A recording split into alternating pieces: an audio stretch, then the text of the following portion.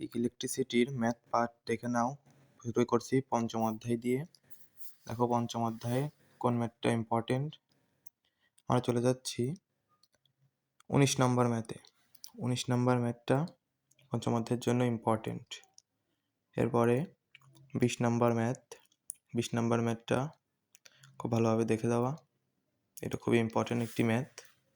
এরপরে আছে 25 নম্বর ম্যাথ। 25 নম্বর ম্যাথটাও খুবই ইম্পর্টেন্ট, এটা ভালোভাবে দেখে যাওয়া। এরপরে আমরা ষষ্ঠ অধ্যায়ে যাচ্ছি, বিদ্যুৎ বিলের ম্যাথ, যেখান থেকে তোমরা একটা 100% পাবে। এর মধ্যে উদাহরণ 1টা তোমরা ভালোভাবে দেখে যাবা। এই বিদ্যুৎ বিলের অঙ্কগুলো সবগুলো প্রায় এক টাইপেরই, 1-2টা দেখে গেলে তোমরা যদি অন্যরকম আসে তাও তোমরা পেরে যাবে। তাই এই 2টা অঙ্কগুলো ভালোভাবে দেখে যাবা। এরপরে তৃতীয় অধ্যায়ে আসো। তৃতীয় অধ্যায় থেকেও 1-2টা অঙ্ক আছে যেটা খুব ইম্পর্টেন্ট। তার মধ্যে উদাহরণ 2 নম্বর উদাহরণ এবং উদাহরণ 7, এই 2টা অঙ্ক দেখে গেলে তোমরা ইনশাআল্লাহ পরীক্ষায় ভালো করবে।